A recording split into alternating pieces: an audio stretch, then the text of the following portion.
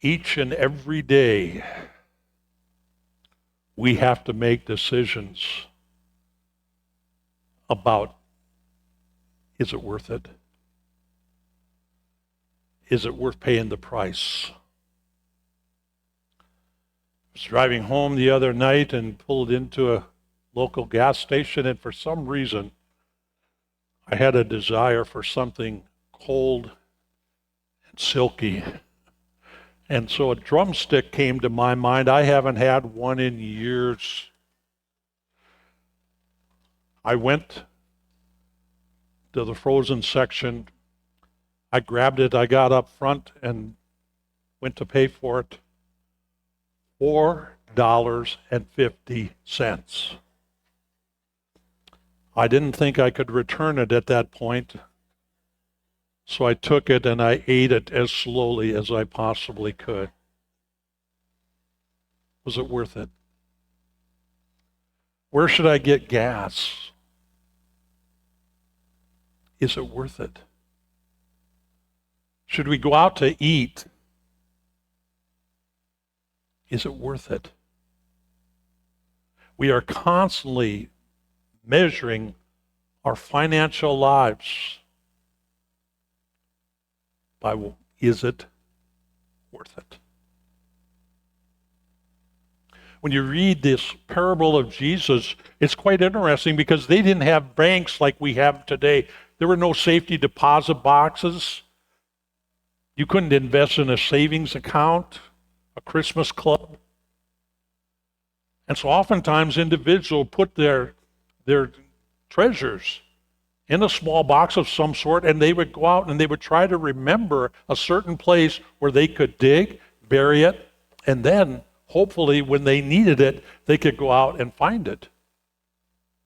If an individual happened to pass away, or if an army came in and looted, it might be gone.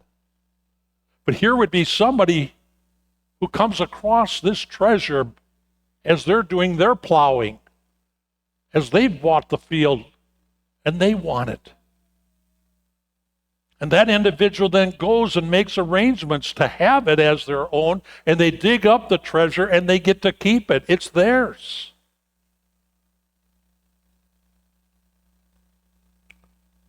Or something as beautiful as a pearl. If you came across it, you would do all that you could to give what you had in order to purchase it. For them, it was worth it. The question to be asked today is, what's of value in your life? What is your treasure? Or what do you own that you might sell everything for? I brought along 3 books that I have that are very meaningful to me. The catechism that I use, my sister gave to me so that I didn't have to buy one. And so that means a lot to me. When I graduated from high school, I really loved the Lutheran hymnal from 1947 that we used to use. And so my parents bought me one that has my name embossed on it. And then as I entered the seminary, my parents bought a Bible for me. And when I was at Pittsburgh, Kansas, where I did my vicarage, my internship, this VBS there made leather Bible covers. And I had that covered. So it has all of my seminary notes and just so many thoughts in it that's of great value to me. For you, it might be an heirloom that your grandma passed down to you, or it might be a garment that somebody gave to you, or it might be a vehicle or a home or some property or real estate, something that has value to it because of who gave it to you and what you do with it. When I think of treasures and value, the story that comes to mind to me is when a young rich man approached Jesus, and he said, I want to be a part of what you're doing. I like what's going on here, and how do I get in? Well, Jesus said, how do you perceive it? What do you think you need to do? He said, keep all the commandments. And Jesus said, and how important are those? And he said, well, I know them all, and I've done them all. I pretty much, if it comes to physical requirements, I've met those. I think I can get in by what I have done. Jesus said, yeah, sounds good, but you're just lacking one thing. Just one thing. He says, what's that? Jesus said, go and sell everything that you have. Give it to the poor. And then you come and follow me. Luke in his gospel says that his countenance fell because he had a lot of money. He wasn't about to give up his wealth for the sake of following Jesus Christ.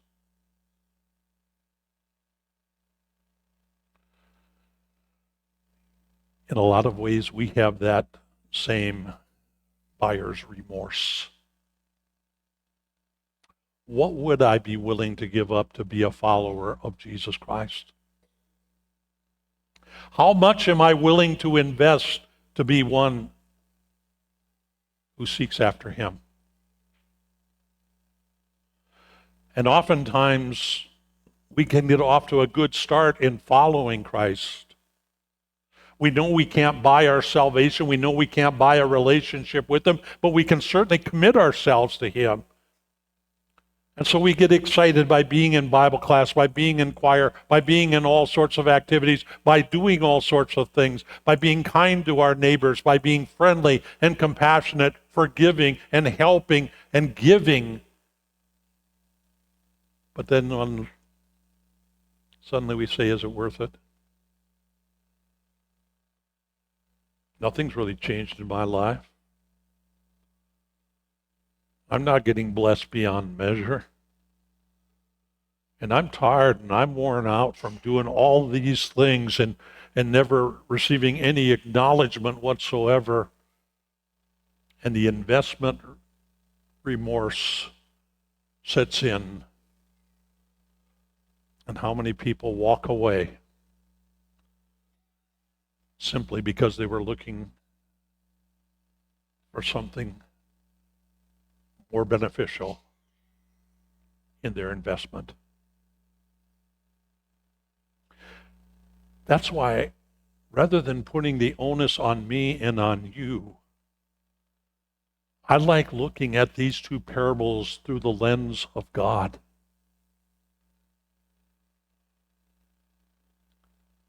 God looked from heaven and he said, there's a treasure. God looked from heaven and said, there's a pearl. I'll invest everything that I have because I want him. I want her. The Apostle Paul tells us how Jesus gave up all the glories of heaven and he emptied himself and he came to this earth. He came to buy and to purchase you. As Luther said, he redeemed you as lost and a condemned creature, purchased and won you, not with gold, not with silver, but with his holy, precious blood. He gave all, everything that he had, because you are so valuable, because you are so precious, that he couldn't stand to have eternity without you.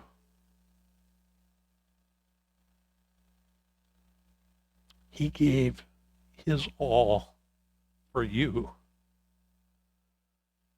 hoping that in return you would give your all for him.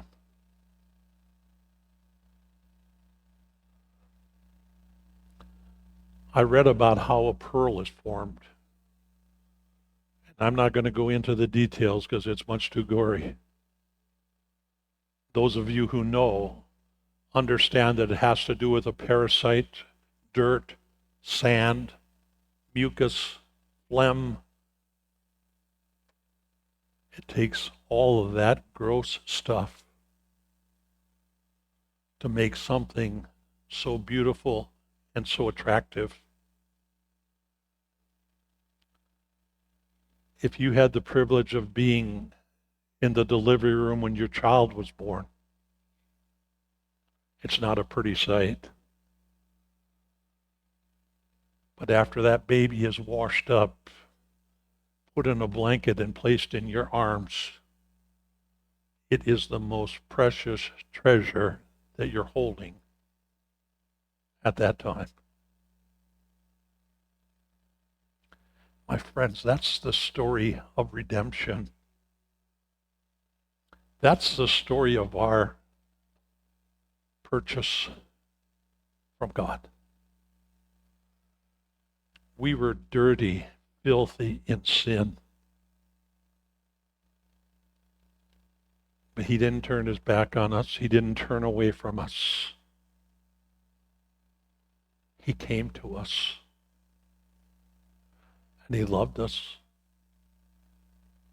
And he suffered and died and shed his blood for us so that he could declare us righteous and clean and holy in his sight. You are a treasure. You are a pearl in the sight of God because of what Jesus Christ did for you. Don't beat yourself up. Don't say you don't have any value. Don't say you're not worth anything, because you are a pearl in the eyes of God. He invested a costly price for you, and he says it was worth it. It's interesting how Jesus and the New Testament writers said because he made that investment for you, you should begin to think of things above rather than things here on earth. I get disappointed with myself when all of a sudden I realize how worked up I'm getting over something that really doesn't matter. I get disappointed when I start thinking that things here on earth are so important. And then I turn the lens and realize that's all that matters. Being with him for all eternity, that's all that matters.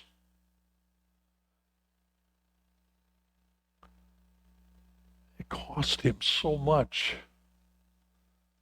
to open my eyes so that I could see that. But I'm glad he was willing to pay it. One of my favorite hymn verses from All Depends on Our Possessing, and I've quoted it many times, I know, but I think it's worth it again to say, many spend their lives in fretting over trifles and in getting things that have no solid ground. I shall strive to win a treasure that will bring me lasting pleasure, and that now is seldom found. God looked down from heaven, and he saw you. And he said, there's a treasure. There's a pearl that I want. He paid the price to have you as his dear child. It was costly, but I know he would say it was worth it. Amen.